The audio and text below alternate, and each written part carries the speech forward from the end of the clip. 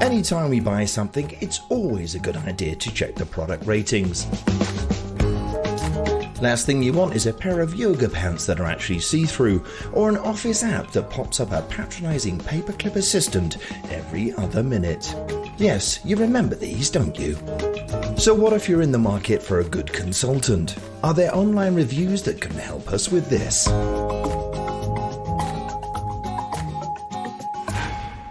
Hi Heidi and hi Brent. Hello. So it's tricky enough when I need to find a new dentist, and of course with my British teeth I need to find them quite frequently.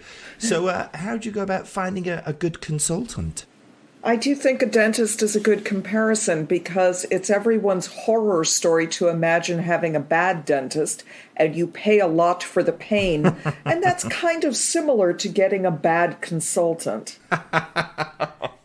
I certainly know as an editor, working as an editor, it was all about networking and taking people's recommendations. I mean, is that how it works for you guys? Well, networking is a good tool if you're on the client side.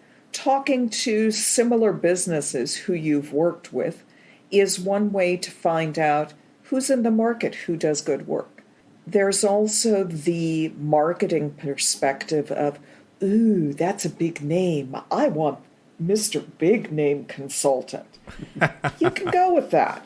You're going to pay for that. None of those approaches really guarantee that the needs that you have are actually covered by that consultant. Right. So to go back to the dentist, you may have problems with grinding your teeth. Going to a dentist who specializes in teeth whitening is not going to help you with grinding your teeth. This brings me to an interesting point. So this doesn't sound like a blatant infomercial for Org-ology, because they are pretty amazing. Ka-ching! But have you ever had an initial consultation with a client and thought to yourselves, look, hands up, we're not the people for you? It has happened, and it does happen. One of the primary reasons we would say no is not because the work is too big or there's too much to do. It's just not within our expertise to help a client with a specific problem. Right. Or we look at what they perceive as the solution, and it is not going to help them, and they are not interested in discussing collaborative problem solving. That's also one that we regularly step back from. Okay. And we should talk a little bit about how this process works. Yeah. In the federal, state, in government, let's just say government all the way across from city up to federal, there are processes in place, procurement laws, where they have to put out a request and then consulting companies reply to that request. It's a request for proposal. We do a response to a request for proposal or an RFQ, a request for qualifications. It's like a written interview process. It really is. Okay. Yeah, you are sending supporting documents as to why they should hire you, along with your cost and everything else. Even after that's done, if they select you, you still have the option of saying, this just really isn't for us. Very rarely would you do that because you've gone through a whole vetting process. You understand what they need. On the commercial side and nonprofit and smaller business side, a lot of our clients are word of mouth. We worked with somebody knows somebody, or another consulting group, and we've pushed work to other consulting groups that have a specialty that we don't have. I think what this comes down to is, in both of these situations, when we come in the door, because we are ethical consultants who do sometimes say no, Yep. Not all consultants may be ethical and turn down work. We come in with a set of questions that might be similar to what you hear from your therapist. We don't go into, tell me about your mother, but we do. Tell me about your CPA. Definitely. That would be one of the questions, that we really have a question and answer session to try and understand, is this fit right? And that, as a consumer of consultant services, maybe it is right for you that you invite Big Name Consulting Group, Inc. Right. and they come in and they do their dazzling dog and pony show, and you go, hey, I don't care what I get out of this. I like the dog and pony show. It looks like we did something, and I don't really want to do anything at all. Right. That may be the right fit and solution for you. Congratulations. Anybody who's been following and listening to the podcast has got a really good sense of what you guys bring to the table. But if someone's joining us today for the first time, well, welcome to the podcast. But can you just give me a broad idea of what you guys actually come in and do for those that are really not too familiar with the process of employing the services of a consultant? For the particular field we work in, my bottom line statement is we want to make work less painful. When you go into the office, any employee should be able to do what they need to do in line with whatever your mission is, whether that's you can easily come in and take over at the till and cashier in and out, or whether that is when you go in, it takes you an hour to log in and the till isn't working because it's not connected to the internet. That is painful work that is not effective. We want everyone to be able to go in and be effective across people, process, and technology. So those are the three areas we look at. Do you hover around in the background with a clipboard wearing a brown coat for a couple of months doing some sort of due diligence on how this company operates? How does that work? 50 years ago, yes, that's what IBM would have done. They're called time and motion studies. Yep. They would have, there you go. Yeah, they would have come in and they did time and motion studies to see how people functioned within the organization and where efficiencies could be taken and added. Right. We now call it Lean Six Sigma, where we come in and we look at reducing waste. Wasn't that called Taylorism?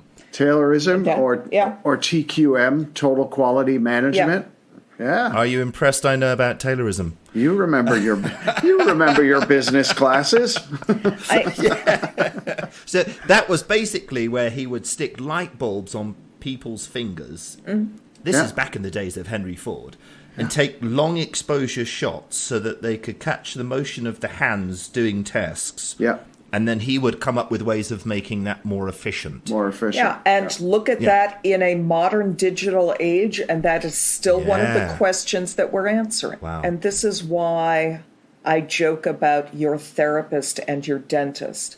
If we're being academic, one of the things that our type of consulting believes in, and this is a real choose path A or path B decision that clients should be informed of. You can choose expertise consulting, and that is very often and very typically the secret sauce consulting company. That is the big business that comes in who says, you outsource. That's what we tell everyone. You outsource. And China's your solution. Yes. And China, outsourced to China, great decision right now. What could go wrong? Oh, blimey.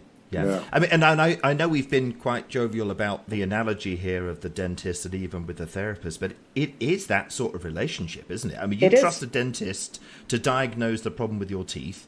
And even go in there with a drill and drill them out.